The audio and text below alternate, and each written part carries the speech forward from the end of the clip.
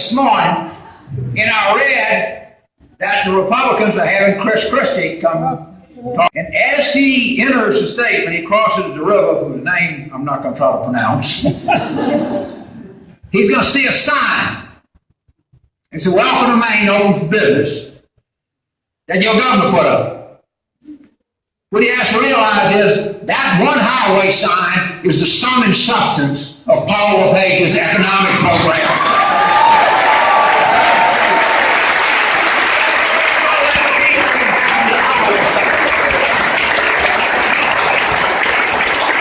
About your governor is very well known, and believe me, it's a virus which has escaped the borders of Maine, I'll tell you that.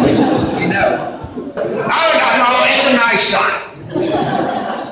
I don't want to attack the sign.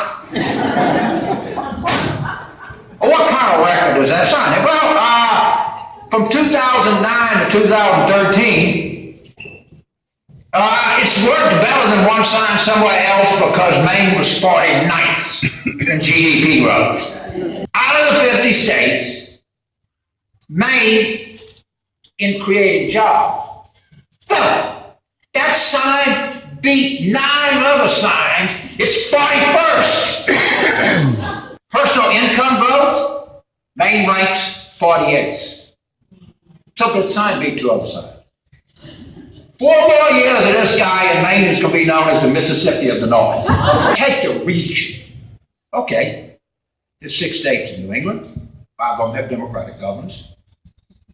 New England has gained 116% of the jobs that were lost during the Bush recession. Well, what about Obama? The whole United States. Actually, the United States has gained 106% of the jobs that were lost.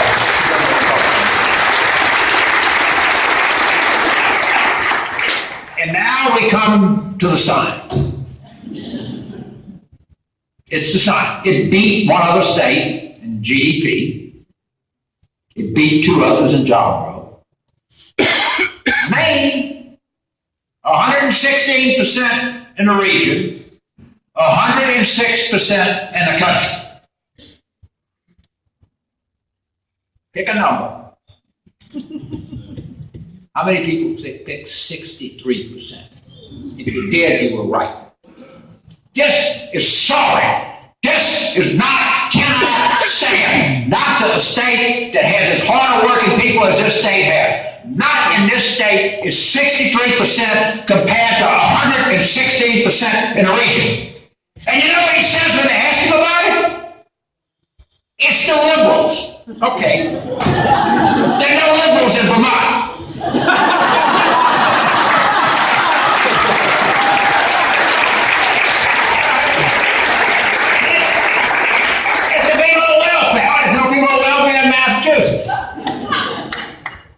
What's the press?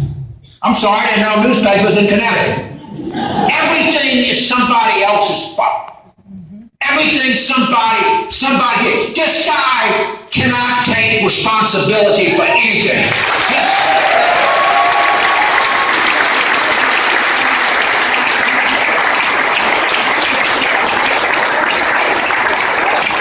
And as he cowers to an ideology, as he places every hope in the state in a stupid highway sign,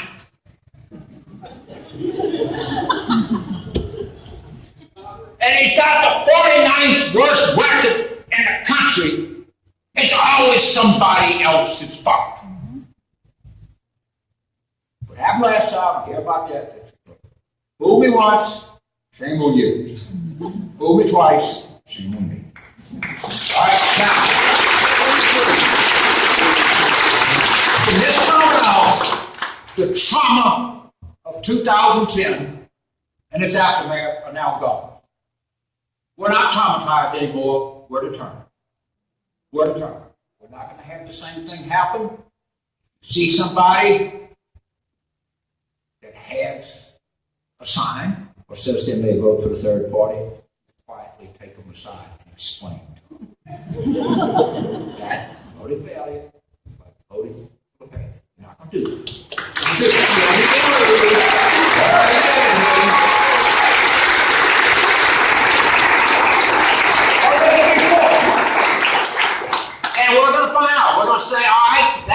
is what I want to do.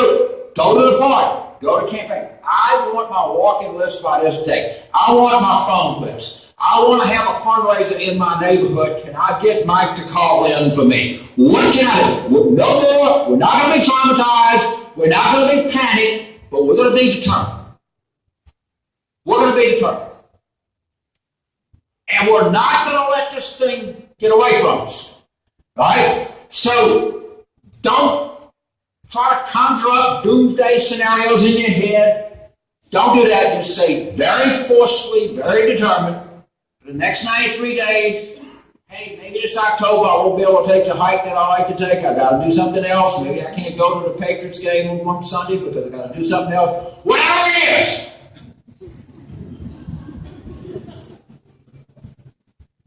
Think of the giants that have come before. Think of this. Think of the state. Think of what you've been through. It's happened. You can't unring a bell. But come November, a different bell was going to ring.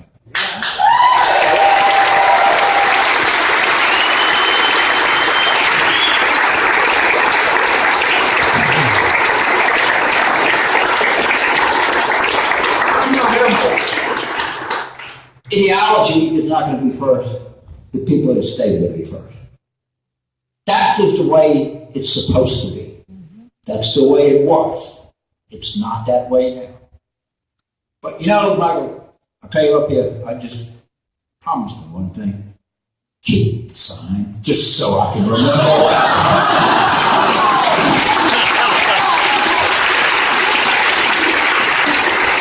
Stay on message. Get your list. Be sure that people understand what's at stake, who we're voting for, what we're voting for, and who we're putting first. Thank you all very much.